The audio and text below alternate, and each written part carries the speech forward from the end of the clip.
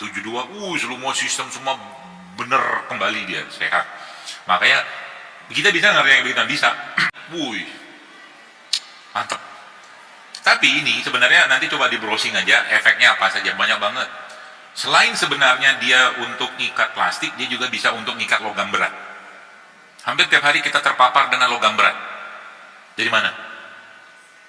Kosmetik. Gitu. Jadi kita tuh hari-hari kita tuh nggak jauh-jauh dari begituan, tapi Allah siapkan juga penangkalnya.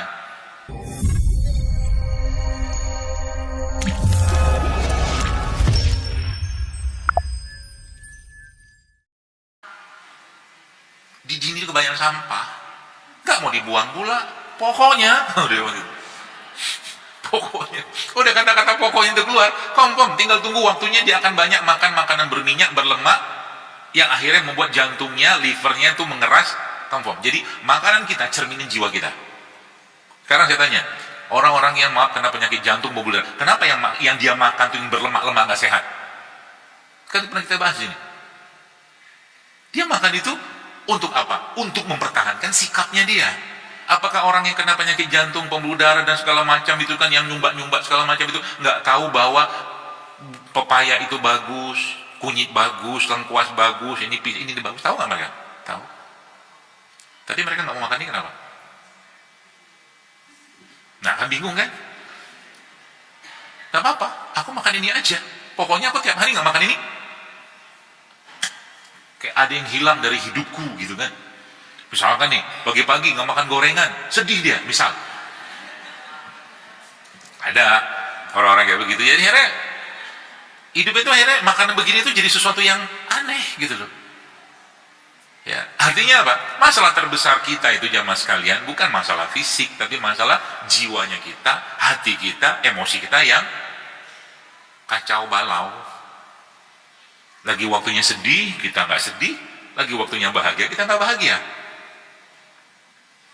Apakah syariat mengatur itu? Syariat mengatur. Berbahagialah. Makanya saat ini berbahagia. Baik. Senang nggak kalau saya bilang begini, Bapak Ibu sekalian, jemaah sekalian, besok kita akan hari raya.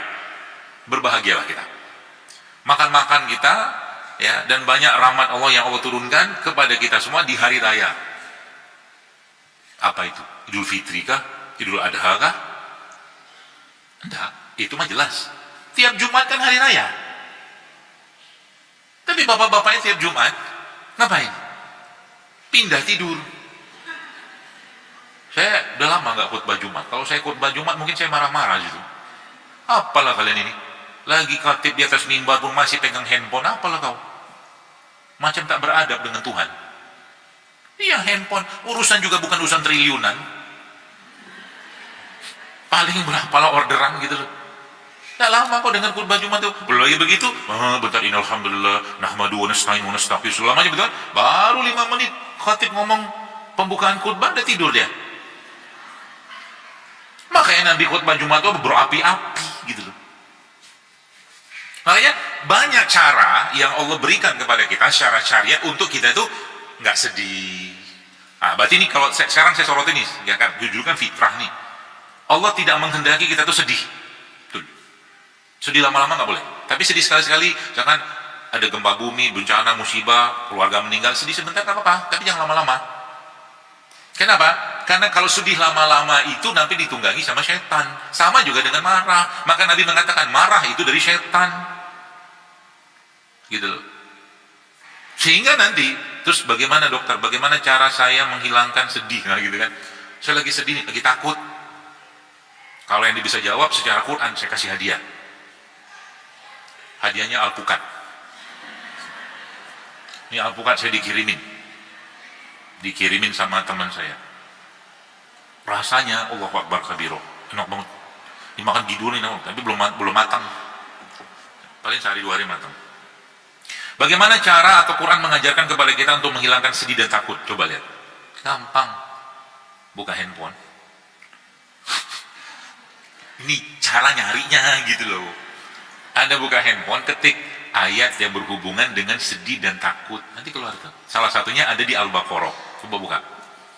Al-Baqarah ayat berapa ya? Di terakhir-terakhir itu.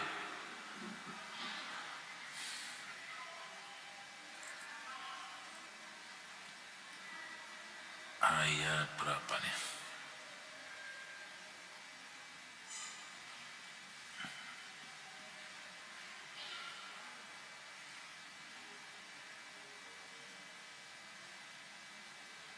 Oh, ayat 274. Coba buka. Al-Baqarah ayat 274.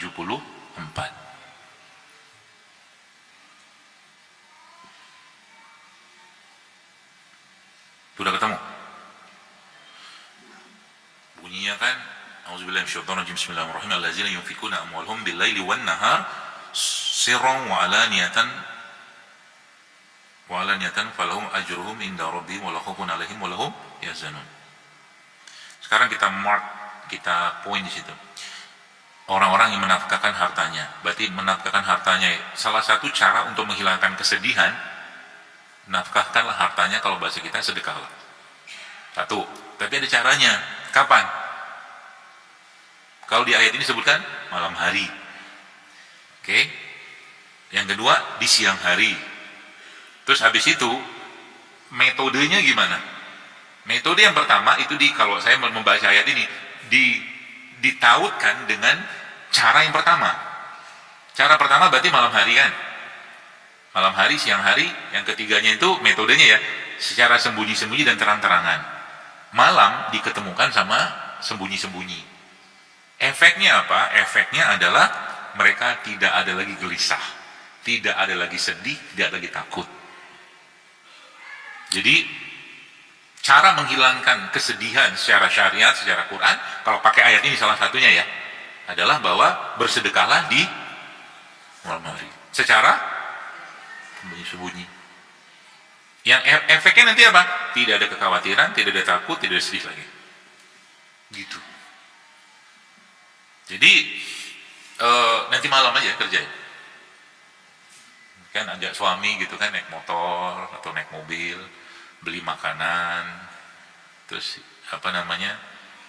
cari orang-orang yang susah, atau yang orang-orang para bapak-bapak pejuang-pejuang keluarga yang jam 9 malam, 10 malam masih jualan gitu kan. Oh itu Masya Allah tuh. Anda kasih mereka makanan terbaik, kasih mereka uang sedikit, itu caranya. Gak ada yang tahu kecuali Anda saja sama Allah dan orang itu gitu. Atau suruh orang lain juga bisa, misalkan. Itu akan hilang tuh. Gitu. Makanya saya bilang tadi, Allah Subhanahu wa taala tidak menginginkan kita terus-menerus berada pada keadaan yang membuat akhirnya jasad kita terkuras. Maka tadi settingan awal saya jelaskan di awal tadi adalah cara mereset emosi kita tuh pakai apa? Sholat tadi kan. Satu poinnya, rangkumannya begini. Yang kedua apa? Salah satunya sedekah. Sedekah itu apakah sedekah bisa menguatkan jasadnya kita? Yakin nggak? Nah, poinnya adalah sorotannya adalah kalau seandainya Anda mau jasad ini dipakai, tubuh kita ini dipakai sampai umur 70 tahun, katakanlah kalau matinya 70 tahun lah, atau 63 tahun misalkan. Maka cara yang Anda bisa gunakan untuk membuat jasad ini bisa dipakai sampai usia itu tanpa banyak masalah, jawabannya cuma satu. Perbanyaklah melakukan ketaatan. Maka sedekah masuk di bab itu. Semakin taat seseorang dan tubuhnya ini digunakan untuk melakukan kebaikan atau ketaatan, maka bisa dipastikan sampai tua pun jasad itu masih bisa dia pakai. Makanya kita dipermudah Allah untuk melakukan kebaikan. Nah sekarang kayak begini aja. Misalkan nih, hari ini misalkan lagi nggak bawa duit nih, pengen sedekah, tinggal noleh tangan kanan kiri Anda ada senyumin, kan sedekah. Itu kan? Betul nggak? Nilainya berapa? Ya tergantung berapa gigi yang tampak misalkan gitu kan. Allah alam. Makanya itu saya itu heran gitu ya.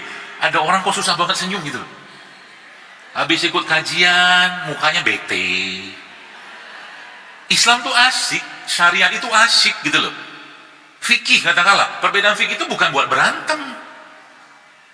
Nggak sama, nggak apa-apa. Orang ada dalam 4 mazhab, saya bukan ahlinya juga, yang nggak sholat bersedekah ada. Bacaan iftitah katakanlah, kita kenal Allahu Akbar kabir, alhamdulillah kabir, ada 10 bacaan iftitah. Ini nggak usah berantem. Ya, artinya orang yang cepat banget tersulut tersulut ya emosinya tuh, orang sekarang bilang tuh sumbu pendek, gampang aja marah dia. Jadi kita kata saja, kita tuh lagi kan keadaan hati kita ini jamaah sekalian itu kan naik turun ya naik turun. Maka kalimat atau doa ya muqallibal qulub itu sering-sering buat kita baca. Supaya apa? Kalau bahagia nggak kebablasan, sedih nggak kebablasan, takut nggak kebablasan, dan seterusnya lagi. Dia masih dalam batas normal. Tandanya apa? Tinggal kita cek. Ceknya gimana coba? Paling gampang kalau kita ketemu orang. Kalau kita ketemu orang yang kita soroti adalah kurang dan lemahnya orang ini, sakit kita. Paham maksudnya? Jadi misalnya ketemu orang nih, makanya dalam Islam tuh Allah subhanahu wa ta'ala, bahkan Nabi sudah mengatakan, tidak masuk surga kalau dalam hati seseorang itu ada sombong sebesar biji zarah. Nah, coba biji zarah itu kayak mungkin debu kali ya. Tidak masuk surga. Dan yang saya pahami, dalam ilmu yang saya pahami, itu ternyata sombong itu efeknya dahsyatnya luar biasa. Ke penyakit fisik ya. Penyakit fisik. Hasad, sombong, benci, dendam. Makanya kalau tadi Anda baca, tadi bagi tulisan saya bilang apa? Ini 3 hal ini kita mulai pelan-pelan kita masukkan dalam diri kita, ya, Masya Allah ya. Minta sama Allah dimasukkan. Yang pertama, orangnya mudah memaafkan. Mudah memaafkan. Tapi kan, nggak usah pakai tapi. Udah tapi. Gitu. Udah maafin aja lah. Mau diapain juga. Mau, misalkan gini nih, mohon maaf gitu kan. Pokoknya tuh keluar tuh. Dan itu kalau dengar orang ngomongnya apa, kalimatnya apa, saya bisa memprediksi nih orang makannya apa. Kemungkinan. Ya. Jadi orang-orang yang gini. Coba nih saya ajak Anda berpikir.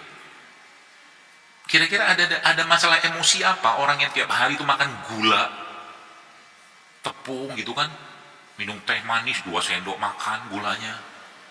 Udah gitu dia makan roti, terus makan bakwan, makan nasi, itu kan gula semua tuh. Ada apa dengan dirimu? Terus diajakin temannya ikut kajian Jadul Akbar, balik makan gitu lagi. Kan harapan saya Anda ikut kajian ini apa? Berubahlah. Berarti belum sehat gitu loh. Masih juga makan kayak begitu. Dokter mengharamkan yang haram ya, yang halal ya, bukan. Tahzir lagi saya di sosmed. Coba pikir, kira-kira ada apa tuh? Apa yang dibutuhkan dari orang-orang yang makan gula berlebihan itu? Hidup yang lebih manis karena hidupnya pahit?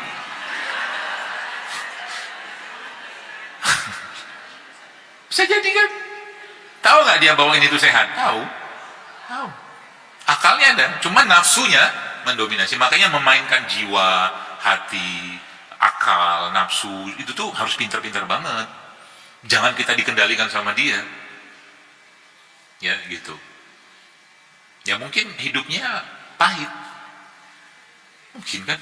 Sehingga kepahitan dalam jiwanya itu tidak bisa tercover dengan kemanisan dari ibadah yang dia lakukan, sehingga tumpahnya ke makanan.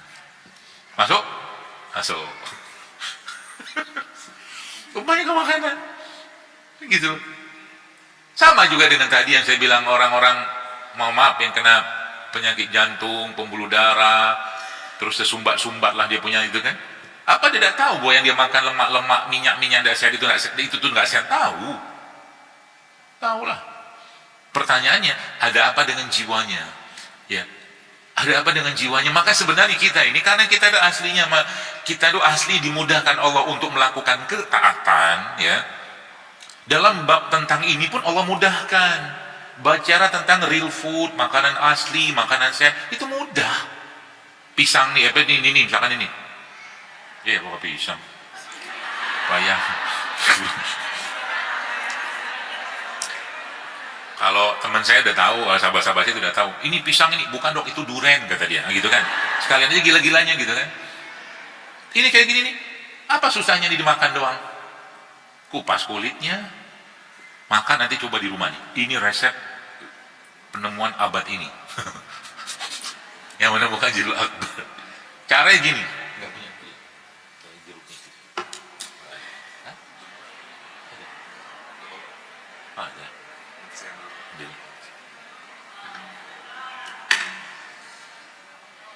Kan lagi heboh percacingan kan kemarin-kemarin tuh. Saya itu nggak suka, bukan nggak suka, nggak terlalu senang ngikutin viral-viralan itu. Ya, nah jadi akhirnya tujuan kita besar kita tuh akhirnya tertarik ke urusan sibuk aja bikin postingan tentang viral ini, viral segala macam. Cacingan pakai ini aja cukup. Ini nih, bijinya itu, diperhatikan, dilihat, gitu. Dimakan lah. Pahit, emang pahit ya. Biji pepaya. Terus obat cacing kan? Apa obat cacing? Itu kelapa, itu obat cacing. Kelapa tua, iya kan? Bukan keremian.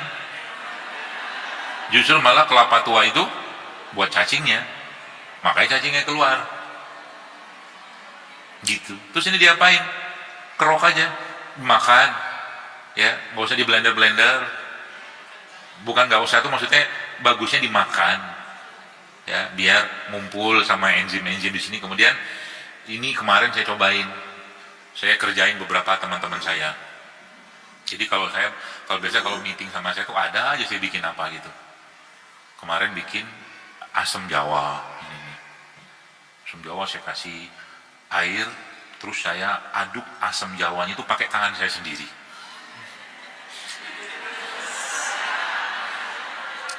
Kenapa jadi masalah buat Anda? Yang ngaduk siapa? Kok saya geleng-geleng gitu? Biasa aja gitu loh. Yang ngaduk saya, yang minum teman saya, semua sehat walafiat, tidak ada masalah. Karena mereka cinta saya. Karena mereka nggak ada suuzon sama saya. Ibu-ibu aja yang suuzon gitu kan. Ngerjain juga kagak, minum juga kagak, cuma ceritain doang. Ih kok jorok sih? Nah gitu loh. Itu nanti dicoba. Ini kita loncat sedikit. Sekarang kan tiap hari kita makan plastik. Tiap hari itu kita makan plastik. Ya kan? Dari mana kita makan plastik? Banyak sikat gigi, plastik. Apalagi yang semangat.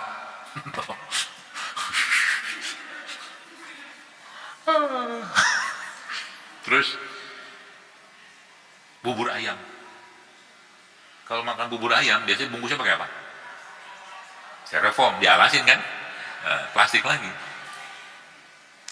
Pergi dia beli nasi pagi-pagi itu yang panas-panas yang dalam apa? Tempat itu namanya? Iya itulah. Termos. Toples besar. Toples besar tempat nasi itu namanya apa? Termos. Nah, kan heboh kan? Begitu doang. Apa-apa, seru. Itu kan panas tuh nasinya. Dibungkus. Pakai apa? Pakai plastik lagi. Terus plastiknya bisa nggak diurai sama tubuh kita? Bisa. Harus diikat. Nah, ini pengikatnya. Ini lempok.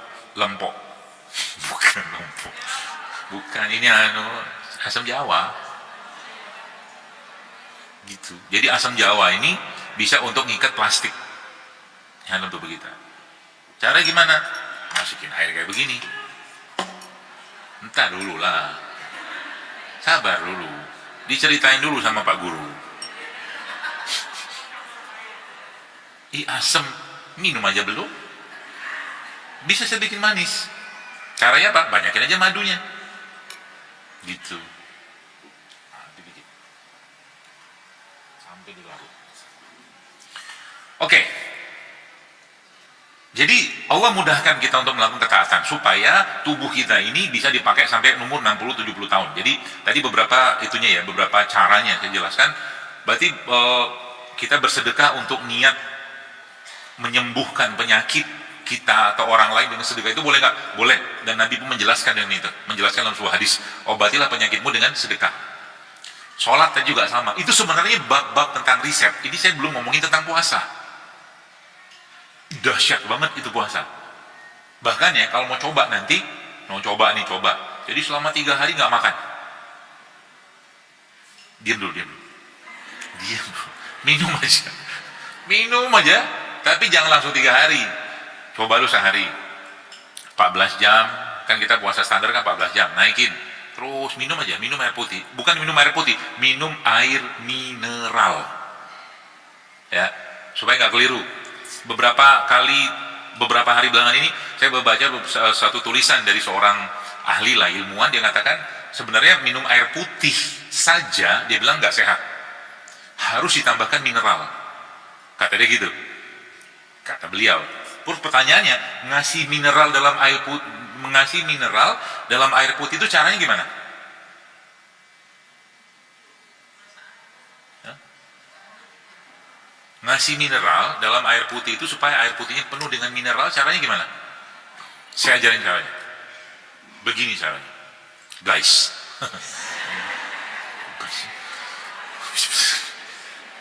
Caranya adalah ini air, ini namanya air mineral. Masukin. Ini bukan. Kasih ini. Ini kalau di syuting pakai zoom keren. Jadi konten. Dikit konten. Lalu pakai garam. Mau Himalaya boleh, mau Bojong Kulur boleh. Mana aja. Pokoknya garam mineral aja.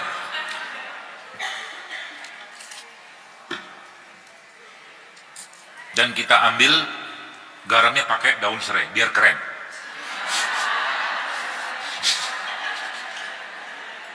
Terlalu biasa kalau pakai ini, biar agak natural. Apaan sih? Gitu kan, masukin. Ini air mineral. Gitu. Rasanya apa? Ya asam lah pasti. Tapi kalau Anda mau nggak asam, caranya gimana? Tambahin air lagi. Nah, gitu. Gampang? Gampang. Minum. Gitu kan, bismillah. Kalau saya udah biasa. Bahkan kalau saya pas lagi nggak enak, makanan sudah agak berantakan, ini saya potong, saya tumpahin di sini. Gitu. Kalau saya, jangan dicoba. Akan berubah raut wajahmu.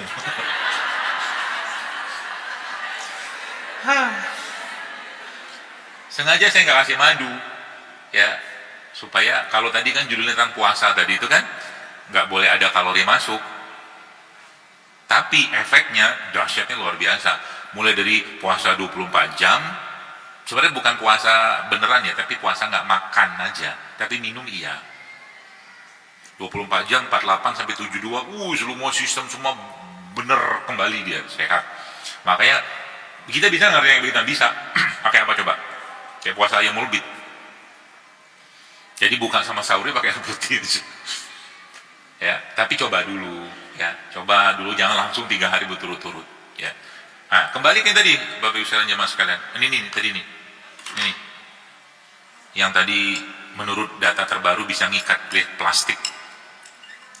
Ya, belum dikasih madu. Cara buka botol madu biar cepat keluarnya. Gitu. Nah, terus karena saya itu suka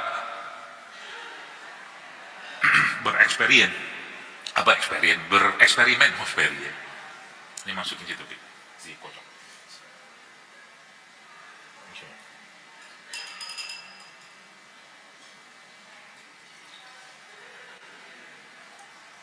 Madunya turun. Ya, sudah cukup. Nah, jadi kita coba. Udah cukup. Dikocok. Kenapa dikocok? Jawabannya paling gampang, biar keren. Enggak, bukan. Jadi pengalaman saya ketika barang-barang kayak begini dikocok, ya di shake kayak begitu, tambah madu, tambah garam gitu tuh, rasanya tuh lebih dalam. Feeling so deep gitu. Rasanya tuh lebih dalam dan rasanya lebih enak menurut saya. Subjektif kan? Gak apa-apa lah. Air asam. Kita coba minum. Enak, enak banget. Apalagi dikasih es. Minumnya siang-siang. Beuh, beuh. Saya tuh punya teman gitu ya, Masya Allah, beliau tuh kalau saya bikinin beliau sesuatu itu pasti ngomong begini, sahabat saya, semoga yang bikinkan ini masuk surga, dia bilang gitu kan. Kenapa amin? Kan Anda nggak dikasih. Judulnya gitu, Bismillah. Wih, asem. Enggak, kurang air dikit. Kan takarannya kan by feeling, by perasaan gitu kan. Jadi mohon maaf, saudara-saudara. Nah, ini enak. Gitu. Jadi melek. Ini tuh kalau pas lagi nyetir jauh gitu kan, ini, wuih, mantep. Tapi ini sebenarnya nanti coba di browsing aja, efeknya apa saja, banyak banget. Selain sebenarnya dia untuk ngikat plastik, dia juga bisa untuk ngikat logam berat. Hampir tiap hari kita terpapar dengan logam berat. Dari mana? Kosmetik. Gitu. Jadi kita tuh, hari-hari kita tuh nggak jauh-jauh dari begituan, tapi Allah siapkan juga penangkalnya. Ya. Jadi ada banyak bukan penangkal sih, pengikat-pengikatnya itu untuk membersihkan tubuh kita. Nah, kalau tadi kan saya bahasnya tentang emosi. Jadi emosi-emosi yang berlebihan dalam diri kita itu harus segera dirilis. Cara paling gampangnya apa? Nangis. Paling gampang. Paling gampang.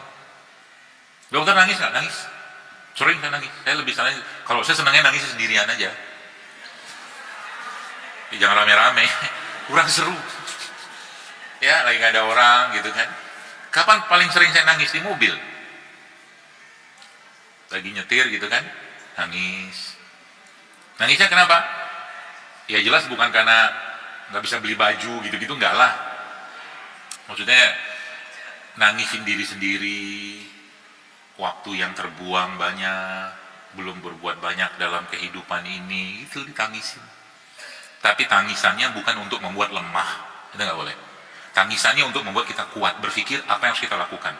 Jadi kalau sedih sampai membuat kita, amalan kita, ibadah kita itu nggak bersemangat, berarti sedihnya salah. Nggak boleh. Ya. Makanya apapun yang kita kerjakan itu, hatta itu emosi sekalipun, indikatornya adalah semakin baguskah amalan kita, ya, dengan emosi itu, dan semakin banyakkah amal dan karya kita dengan emosi itu.